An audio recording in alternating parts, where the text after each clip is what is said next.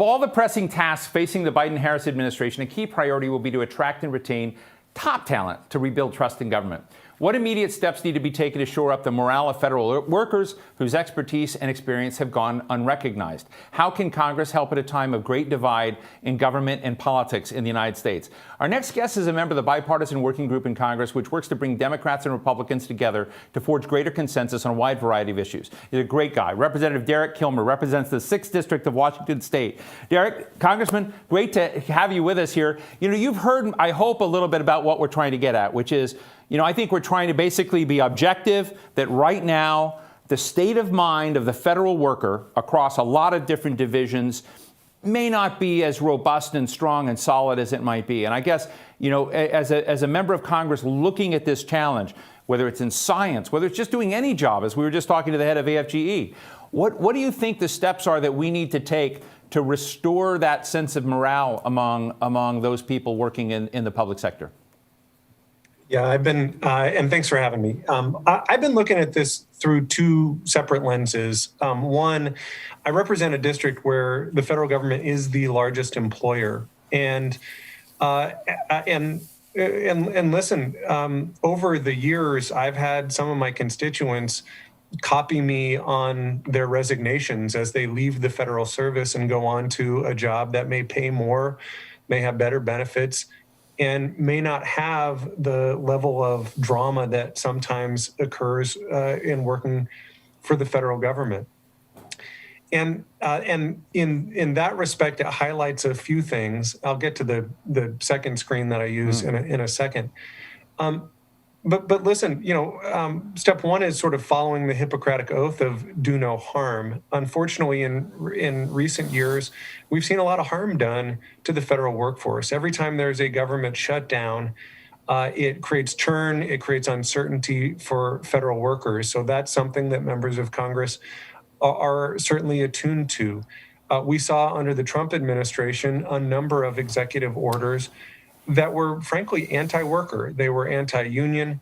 They made it harder to bargain collectively. They made it harder for union officials to use official time for collective bargaining activities. They weakened due process protections for federal workers. And thankfully, I think one important step, and I had put forward legislation in this regard already, was taken last week with the Biden administration rescinding some of those Trump-era executive orders. The second screen that I'm focused on, I chair a committee in Congress called the Select Committee on the Modernization of Congress. It's been sort of nicknamed the Fix Congress Committee.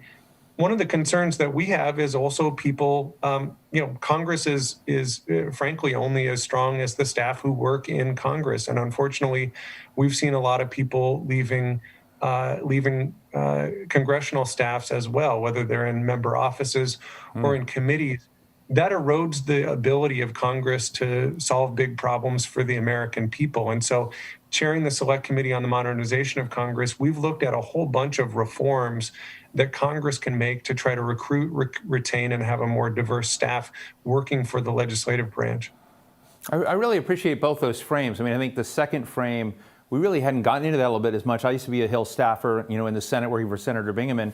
And Jeff Bingaman was sort of like the Mr. Smith goes to Washington type who wanted people who really knew policy issues. It's just a different scene. But we'll get to that in a minute. But, I do want to ask, I was on the phone the other day listening to Susan Rice, who's now, Ambassador Susan Rice is now the president's domestic policy advisor. And she's talked about equity. She's talked about rolling back some of the provisions on that were getting in the way by way of teaching and orientation around everything from harassment to orientation about identity inside the federal workplace. We had the president today basically remove all the restrictions on transgendered service in the military. And I guess my question is, are they getting it right? What needs to do? What needs to be more? Is our government and those people who work for the government looking like America? And are we embracing that diversity, which has been so much a topic? But, I sometimes wonder, are we walking the walk? I think it's a really important point, and it's something that Congress has grappled with as well. I mentioned the Select Committee that I chair. One of our recommendations was to make permanent the Office of Diversity and Inclusion, so that Congress as an institution focuses like a laser on diversity and inclusion and does walk the walk. I will tell you, I mentioned the largest employer in my district is the federal government. It's actually the largest employer in my district is Naval Base Kitsap. And I have a tremendous amount of respect for the work that's done at our naval base. Puget Sound Naval Shipyard has extraordinary professionals that come in every day doing incredibly important work that is just vital to our national security. And I will tell you, under their prior command, they undertook an effort at diversity and inclusion training because there had been some issues in terms of having adequate respect for all of the federal workforce. And I will tell you, having that training was something that was widely embraced. People actually really appreciated the focus on it, on valuing all federal workers, only, unfortunately, to see that progress stymied by a Trump-era memorandum that prohibited it, an executive order that prohibited diversity and inclusion training. That's a step backwards. So when I talk about, do no harm, that's the type of thing that moves us in the wrong direction. And, as I talked to folks at the Naval Shipyard in my district and said, what can we do to help? One of the things they said is, let us do diversity and inclusion training again. I think that is important. Having that focus in the federal workforce, whether we're talking about a naval base or whether we're talking about Congress, it is important to have that focus. Congressman, we're going to have a question for you in a second, but I want to slip one more of my own in here. I mean, one of the inspirations for me in today's program, were two books I read. One by a friend, David Rode, who wrote about, the kind of dismantling the kind of argument of the deep state, deep inside. And the other was Michael Lewis's The Fifth Risk. And I don't know if you read these, but Michael Lewis, essentially, before this administration, the last administration even got going, said, key people who know how to protect us on nuclear fronts, or know how about the impact of weather on farming, or folks that have been involved with the Do Not Call registry, deep reservoirs of ideas and actually getting things done, were leaving. And so then the worry was that the fifth risk was project management. And what was useful for me in that book, but also David Rhodes' book, was having a kind of show and tell of potential disasters. Do we need to have a show and tell of how we succeed again? Because I find this the most difficult part of this conversation. How do you go from these kind of meta-concept ideas of government services good to basically showing this is where you get the tangible result and our lives are better or worse because of these decisions? So I guess I'm going to put a lot of responsibility on you. Do you think we need a show and tell of sorts on those kind of projects well managed or badly managed? I do think there is value in elevating the important work that's done by the federal government on a daily basis, and we see it in every agency that works in our district. Unfortunately, it doesn't get a lot of media coverage when the VA provides extraordinary veterans care to veterans in my district. It should get that attention. We should elevate that important work. I will tell you, it got a ton of media attention when there was controversy around wait times. I represent more military veterans than any Democrat in Congress. My district really benefits when the VA does its job right. I have an extraordinary national park in my district, and the people who work there and who improve the visitor experience for the more than 3 million people who come and visit the Olympic National Park, they play such an important role. I mentioned the Puget Sound Naval Shipyard.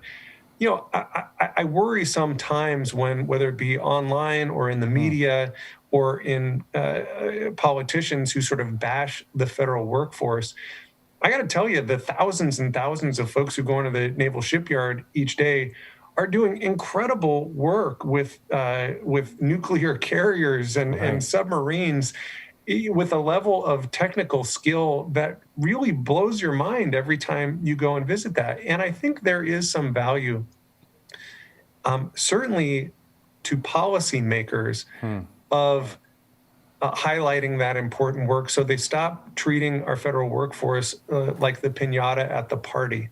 Right. But I would argue that's also important with the American public too.